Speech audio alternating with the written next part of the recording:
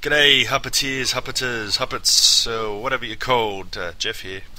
So, this is going to be a series of 4 or 5 videos, all on Valparaiso, attack and defense, all zones, so you can see my gameplay go completely through both zones. With the helicopter, I actually like jumping out rather than staying in the back of it to go to the back of the base, because that's a tactic that's overused. I prefer to jump out over where the choke points are in the middle near the rocks here. I joined the game a little bit late, as you can see, and immediately get crapped on by a C4 that was on the building, which was pretty good. Anyway, let's just get past here and get back into the action. So in the helicopter here, jumping out again, I look where I'm. Look on the mini map to see where I am on the map to orientate myself quite quickly. One of the little tricks is to make sure you open up your parachute late, because opening it up late means you're not cannon fodder when you're floating down slowly, and they also might not see where you jumped out to as quick unless they're directly looking at you.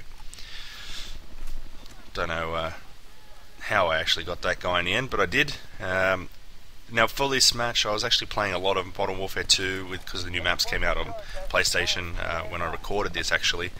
And I wanted to my personal channel, I wanted to bring a full gameplay recordings of attack and defense. So obviously it has to be broken down into 4 to 6 videos, because some of the rush games can go up to an hour, generally half an hour. It depends if you're decimating the team. But as you rank up in Battlefield, you are put against better players, so it ends up being a little bit easy for them. And you can see that there's just some sensitivity fail when you're switching between games like Battlefield and Modern Warfare 2, but you should be surprised at what I end up doing throughout the entire series. It shows some of the mistakes that I make, as well as some of the things that I feel are important to use in your game, or in my game personally, because they work for me. At the start, you might have saw how I jumped in the chopper and then got onto the left gun until someone stole it off me. Well, the left gun is the best when you've got just 2 guys in the chopper. That's what I feel anyway, because if you're circling or strafing to the left, it elevates the height of where the pilot is sitting. The pilot should be sitting on the left-hand side if you're talking about a real helicopter or aircraft, but for whatever reason in Battlefield, they're on the right-hand side, and they're up high when they're circling, so it makes it a little bit harder to snipe them out. So get on the left gun when you're with the buddy in the chopper. For here, I'm going to call it a hot tip, but if you can get your squad spawning at this area that I'm at, it really limits their spawn options to not only take out your helicopter, but to also just cause grief by hiding downhill, so that your snipers or your bushwookies that sit on the rocks at the front line won't be able to take them out either. I mean, like where I am now, if I was on defense, it's very difficult for me to get taken out by a sniper who might be on the rocks, at the, like I said, at the forward position. But reloading, I end up dying. He's probably a guy that I killed. I didn't check that out, but whatever. Back in the action. For this first part of the map, when you only have 2 or 3 people on your team, I think it's great to play the support role in the tank if you can do it. You can pick up a decent amount of kills, which you see that I'll do here as well. But one huge mistake I've seen people do on the Zone 1 attack on this map is that they bring the tank too far forward, and by bringing the tank too far forward, you have way too many rockets and tracers going up your butt, because most defenders prefer to run the engineer's kit on this map, or that's what I find anyway. So I generally take it slow around here. Now, as you can see, that the rocks to my left are completely cutting out all of the attacks to the tank from that left-hand side, from Alpha, or where Alpha would be, and also the majority of Bravo.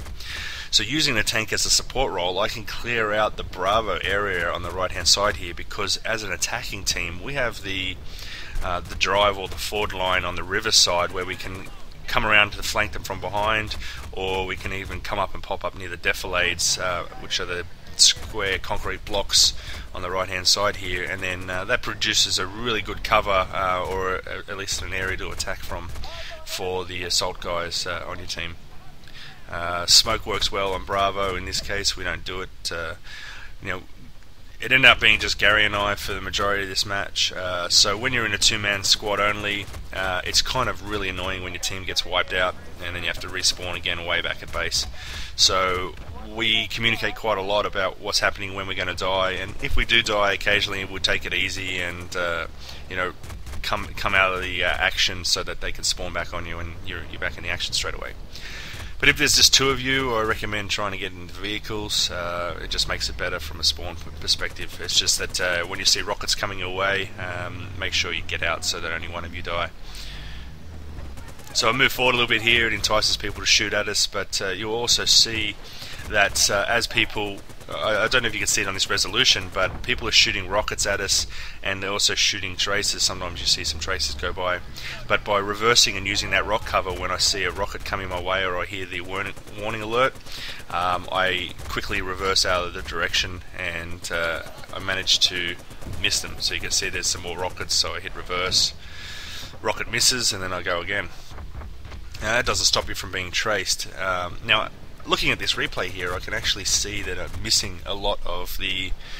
it's not picking up a lot of the traces that were getting shot, because Gary was calling out when traces were getting shot at us or when someone was lining us up. And there was a lot of reversing here. I didn't put it on as a hot tip, but there's no real point in shooting a grenade launcher at a tank unless the tank's on very low health, because it just pisses off the person with the tank. And there goes a guy with a tracer who managed to get us. So I reverse back here, and even though we're fast forwarding, you only need to wait 20 seconds or so, and the tracer's gone. So even though your tanker gets shot by any vertical launched rockets, just get out of the way, get out of the tank, and watch when the tracer disappears. Don't know how my teammate got past that guy there, but I managed to get him out. Now we're on 44 health. We're not running the engineer's kit. That's a shame. It'd be nice if someone on the team actually spotted that will hurt and helped us, but that doesn't seem to happen so often now. I think a lot of the teamwork has left Battlefield over the last few weeks. So I think it's even more important for an application like sharing gamer tags to really help you out to get the full squad, because as I mentioned on some of my personal channels videos, a full squad in Battlefield Rush can generally... Hey, what are they doing with that chopper? Jesus Christ, I forgot about that. So a full group of 4 can generally take out the stations. I mean, there's a few stations that are quite hard for one team to do, but if you get a good crew together, you can definitely do it. And defense is no different. As long as you don't wander away from the MCOM stations, a group of 4 good players and those attacking team aren't getting through. Although there's been a lot more douchebags with just C4 and landmines on the MCOM station, and now, while that was a technique that I provided to people when Battlefield first came out about pushing the MCOM stations, it does make it a little bit harder. I want to talk about this here. I froze the screen for you, but what we're talking about here is that you'll see that I'm attacking the forward line, and my teammate is behind me picking off people that I miss. The 4 people ahead here, I managed to pick up 2 kills, and Gary managed to pick up 2 kills. And then when I need to reload, I say reloading, and Gary pushes forward into the front line position. Now he managed to get taken out there, which is a shame, but his body rolling down looked pretty cool. So I'm, instead of sprinting up, I'm walking up to that front line and assessing where people are. The only reason now that I've got aggressive and come to life is because we planted a Bravo, and as a 2-man team, it'd be nice if I could play a support role for helping whoever did that. And it was getting time that Gary and I were saying we need to push forward. Anyway, we're at the top of the leaderboard for the first round. KD was 22-4, and I'll come back with another one later, guys. Until next time, see ya.